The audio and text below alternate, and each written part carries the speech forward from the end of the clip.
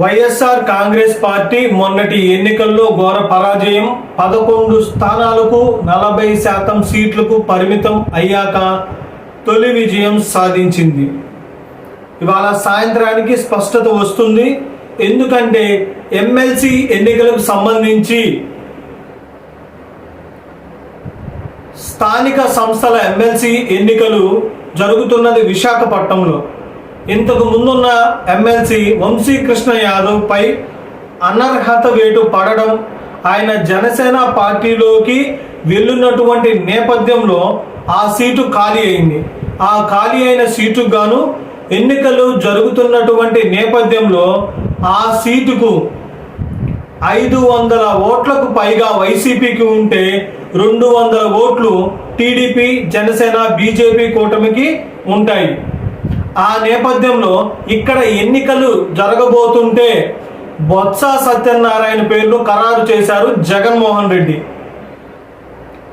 కానీ బొత్స సత్యనారాయణకు పోటీగా బలమైన అభ్యర్థిని పెడుతున్నాం, ఇప్పుడు దెబ్బతీస్తాం అంటూ తెలుగుదేశం, జనసేన, బీజేపీ కూటమి ప్రకటించింది.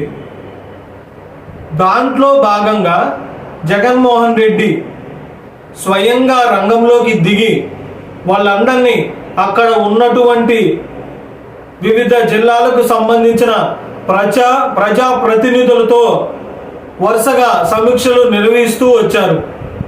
ఆ తర్వాత వాళ్ళను క్యాంపుకు కూడా పంపారు.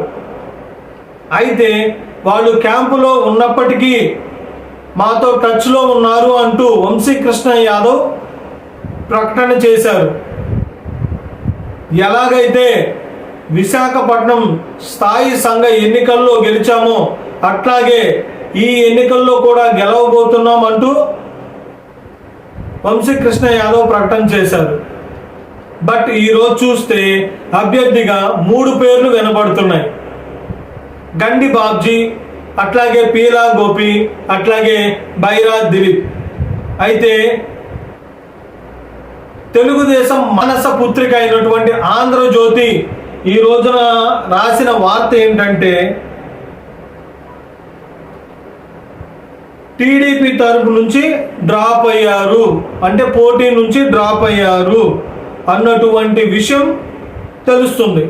అంటే తెలుగుదేశం, జనసేన, బీజేపీ తరపు నుంచి ఎవరు పోటీ చేయకుంటే ఆటోమేటిక్గా ఏకగ్రీవంగా బొత్స సత్యనారాయణ ఎన్నిక అయినట్టు వైఎస్ఆర్ కాంగ్రెస్ పార్టీకి తొలి విజయం అవుతుంది ఆఫ్టర్ ఎలక్షన్స్.